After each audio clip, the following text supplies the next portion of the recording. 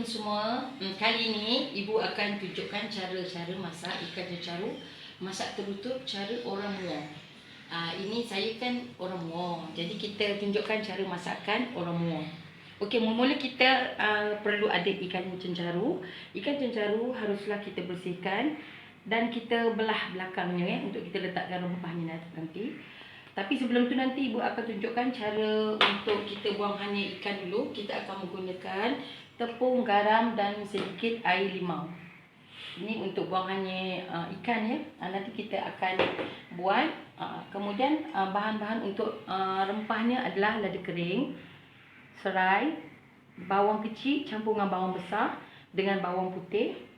Serta kita akan menggunakan gula Melaka, gula pasir, garam dan sedikit perasa. Itu saja. Oh ya, asam jawa sedikit pati asam jawa. Okey, ibu akan tunjukkan cara-cara kita membersihkan ikan dahulu. Kita curahkan sedikit air limau untuk hilangkan bau hanya ikan Ikan ni memang kadang kalau kita tak cuci bersih-bersih, kita masak sedap macam mana pun bau dia akan naik.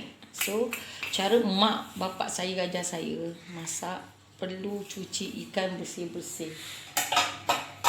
Kita curahkan sedikit air dan kita gaulkan.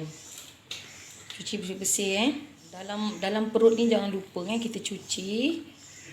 Kita masukkan ni dalam kita cuci sekali. Kita masuk, nanti kita bersihkan. Lepas tu kita biarkan dalam 10 atau 15 minit. Okey, terutuk cara saya akan kisar rempah ni, bahan-bahan ni dengan air asam jawa Jadi kita tak nak gunakan air yang lebih. Jadi kita siapkan air asam jawa campur sekali dengan bahan-bahan untuk kita blender. Jadi kita jimat masa. So kita letakkan lada.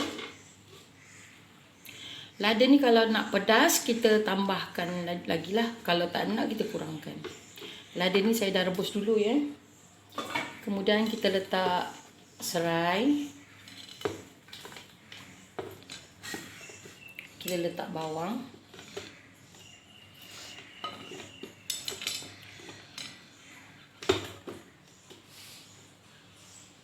Saya menggunakan pati asam jawa Pati asam jawa dalam 2 atau 3 sudu cukup. Kemudian kita letakkan air.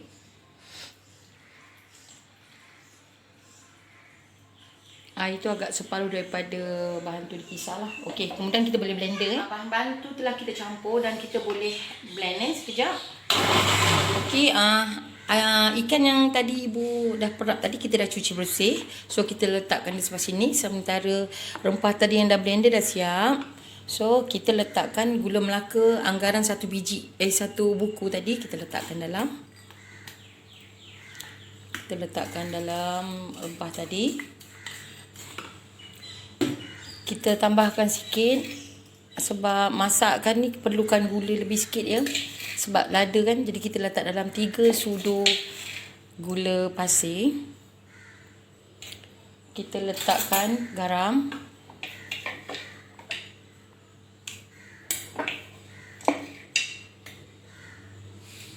Dan sedikit perasa. So kita gaul kita gaul rata. Kita boleh panaskan minyak Kita boleh panaskan minyak dan kita kacau rata.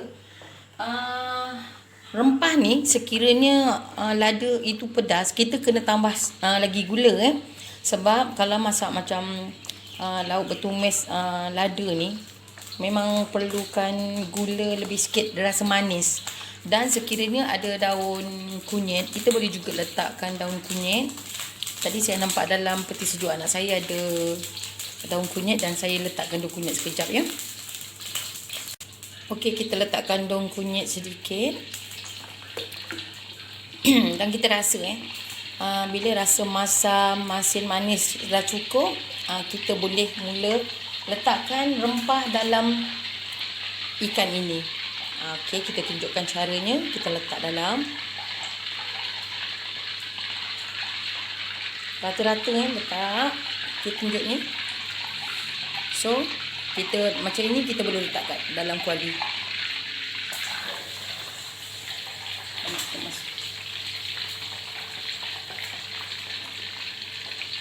Kita buat lagi sampai habis ikannya yang ada ni, kita habiskan. Tutup. Okey, ikan semua kita dah susun macam ni. Lebihan rempah tadi kita tuangkan ya.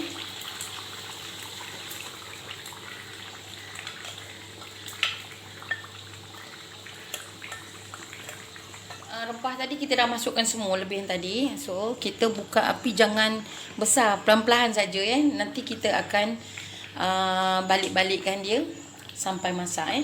Okey, kita biarkan dulu.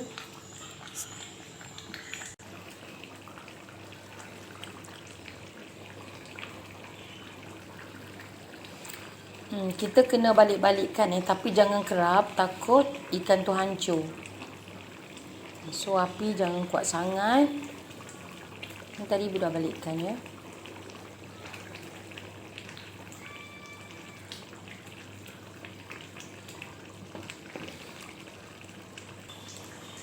Ikan terutup ni kalau masak macam ni, kalau kita lebihkan gula sedikit, sebenarnya dia tahan. Jadi kalau kita masak hari ni, esok lagi sedap sebenarnya. Kita panaskan dengan api yang kecil-kecil, makin lama sambal dia makin sedap. Okey, kita kena balikkan pelan-pelan sebab ikan ni cepat hancur. Sebab itu orang-orang dulu kalau masak ni dia tak buang kulit. Sebab kita takut nanti budak-budak makan ke tercekik tulang semua kan. Jadi kita kena balikkan pelan-pelan sampai rempah ni, sambal ni menjadi pekat. Kita nak kena balik-balikkan juga, takut bawah dia berkerak ya.